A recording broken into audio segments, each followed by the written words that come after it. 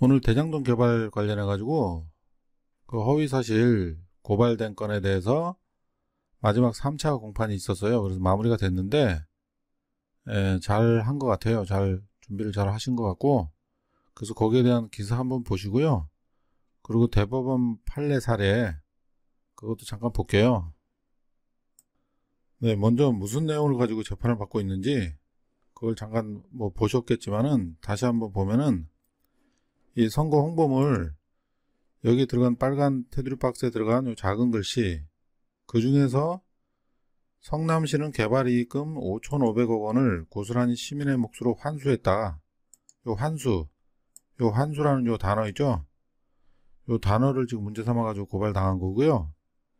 요게 주요 고발 내용이고, 그리고 또 여기서 뭐 2,761억 원은 일공단 공원 조성 사업비로 사용되었고, 뭐 사용되었다 뭐 이런 또 요런 단어 가지고 또 문제를 삼아요. 전체적인 내용은 전혀 문제가 없는 건데 요 단어 하나 가지고 이런 식으로 문제를 삼는 거예요. 예, 그래서 여기에 대해서 오늘 마지막 3차 공판 그 기사 잠깐 보실게요. 네, 기사를 보면은 이재명 3차 공판 대장동 개발업적 과정 심리 마무리, 오늘 마지막으로 대장동 관련해서는 심리를 마무리한 날이에요. 그래서 이 내용을 보면은 이 지사 변호인은 PPT 설명과 증인신문을 통해 대장동 개발이 사전 이익 확정 방식으로 계획되며 신흥동 제1공단 공원화, 대장동 사업구역 밖 기반시설 조성, 임대아파트 부지 배당 등 5,503억 원을 시민의 몫으로 확보한 만큼 환수가 맞다고 재차 주장했다. 그리고 실시 계획인가 조건, 사업 협약서, 부제소, 특약 확약서, 제소를 하지 않는다는 거예요. 법적인 문제가 없기 때문에, 문제가 생겨도 제소 안 한다는 그런 얘기예요. 등을 통해서 2중 3중으로 개발 이익금의 성남시 귀속에 대한 안전장치를 만들어 사업 실패 확률이 0%였다고 강조했다. 그러네요. 실시 계획인가 조건하고 사업 협약서, 부제소, 특약 확약서 등을 통해서 2중 3중으로 이렇게 안전장치를 만들었기 때문에 정말로 이것만 봐도 사업 실패 확률이 0%네요. 그런데 검찰은 성남시가 제1공단 공원화를 공모 지침서 등을 통해 시행자 선정 조건으로 내걸었을 당시 해당 부지의 도시개발 사업을 추진하던 업체가 성남시를 상대로 행정소송, 민사소송을 제기했던 점을 들어 개발이익이 실현되지 않았을 수도 있었던 점, 이거야말로 허위사실이죠.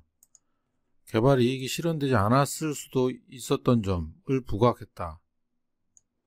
이거 뭐 개발이익이 실현이 안 되지도 않았는데 뭘 이걸 부각을 해봤자, 이거야말로 정말 본인들이 상상해가지고 하는 건데, 결론도 안 난 사실을 가지고 뭐 검찰은 뭐 별로 주장할 게 없네요. 이 상황을 보니까. 그리고 또 뭐 임대아파트 부지 배당의 경우 법인세 418억 원을 제외하면 1,404억 원이고, 사업구역 기반시설 조성도 실제 공사 금액이 920억 원은 훨씬 못 미치는 부분에 대해서도 문제를 제기했다. 뭐 별것도 아닌 거 가지고 그냥 이제 뭐 그냥 꼬투리 잡으려고 그러는 건데요. 별 문제가 없어 보이네요. 그래서 재판부는 이날 공판을 끝으로 대장동 개발업적 과장 사건에 대한 심리를 마무리했으며 오늘 24일 검사 사칭 사건에 대한 심리를 진행한다. 신문기사는 이렇게 중요한 게 이렇게 되어 있고요. 대법원 판례 사례를 보면은요, 이 판례 사례는 지금 대장동 건과는 다른데 그래도 그 허위 사실이라는 그런 의미에 대해서 설명을 잘 하고 있기 때문에 한번 참고로 해볼 만한 것 같아요. 여기는 건설교통부로부터 울산고속고속도로 통행료 폐지 약속을 받았다. 그리고 홍보 내지 진술하여 이를 피고인의 업적으로 공표한 행위. 이건 뭐 지금 보면은 대장동보다도 더 심한 그런 허위 사실로 고발을 받았던 건데, 이것도 허위 사실이 아니라고 지금 나와요. 판결 요지가 보면은 공표된 사실의 내용 전체 취지를 살펴볼 때 중요한 부분이 객관적 사실과 합치되는 경우에는 세부에 있어서 진실과 약간 차이가 나거나 다소 과장된 표현이 있다 하더라도 이를 허위사실이라고 볼 수 없다. 이 내용을 딱 읽어보면은 지금 대장동 건하고 딱 맞아떨어지는 것 같아요. 이 판결 요지에서 설명하는 내용은 허위사실에 대해서 설명하는 내용이 딱 맞아떨어지는 것 같아요.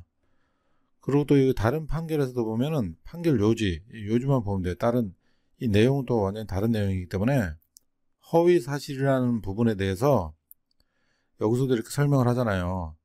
허위의 사실이란 진실에 부합하지 않은 사항으로 선거인이 후보자에 대한 정확한 판단을 그르치게 할 수 있을 정도로 구체성을 가졌을 경우에 이제 충분하다는 얘기인데, 그런 경우는 아니잖아요. 대장동이 대부분 다 맞는 말이고, 단어 하나가 어떻게 봤을 때 뭐 약간 오해할 수도 있는 그런 부분이 있지만은 뭐 여러 가지 서류상으로 다 장치가 완벽하게 돼 있고 못 받을 확률이 거의 없는 걸로 봐야 하기 때문에, 뭐 그걸 모르는 사람들이 봤을 때는 돈이 안 들어왔는데 왜 들어왔다고 그러느냐 이런 식으로 생각할 수 있겠지만은, 서류상으로 이게 안 들어올 수 없는 장치가 돼 있기 때문에, 그리고 전체적인 내용을 이제 판단해 봤을 때 그런 허위 사실이 될 수가 없다는 거죠. 그래서 여기 글도 읽어보면은 공표된 사실의 내용 전체 취지를 살펴볼 때 중요한 부분이 객관적 사실과 합치되는 경우에는 세세한 부분, 지금 얘기했듯이 뭐 단어 하나 정도 진실과 약간 차이가 나거나 다소 과장된 표현이 있더라도 이를 허위의 사실이라고 볼 수 없다. 딱 대장동의 그 맞는 설명이에요. 그죠? 어떤 표현이 허위 사실을 표명한 것인지는 일반 선거인이 표현을 접하는 통상의 방법을 전제로 하여 표현의 전체적인 취지, 객관적 내용, 사용된 어휘의 통상적인 의미, 문구의 연결 방법 등을 종합적으로 고려하여 그 표현이 선거인에게 주는 전체적인 인상을 기준으로 판단해야 한다. 뭐 이 대장동 건은 아무리 생각을 해도 이건 뭐 허위 사실 자체 고발한 것 자체가 이상한 거고 전혀 문제가 안 되는 그런 내용이에요. 네, 그래서 그 당시 대장동 개발 사업은 각종 비리에 연루되어 민영개발로 될 뻔한 사업이었지만, 이재명 당시 성남시장이 공공개발로 변경하게 됨으로써 민영개발 민간사업자에게 돌아갈 이익 5,503억 원을 그 계약 방식에 따라서 사전 이익 확정 방식, 그것으로 성남시민 몫으로 확보한 것인 만큼 환수가 맞다는 그런 표현입니다. 그리고 실시계약 인가조건, 사업협약서, 부제소, 특약 확약서 등을 통해서 2중 3중으로 개발 이익금이 성남시 귀속에 대한 안전장치를 만들어 사업 실패 확률이 0%였다. 이렇게 또 강조를 하고 있어요. 그리고 또 가장 중요한 것은 이재명이 5,503억 원을 세금 한 푼 안 쓰고 벌었다는 거죠. 그래서 그 법원에서는 이재명 도지사에게 그 최종 선고할 때 표창장을 하나 만들어 줄 것을 좀 검토하라고 말해주고 싶어요. 네, 여러분도 그렇죠? 네, 여기까지입니다. 감사합니다.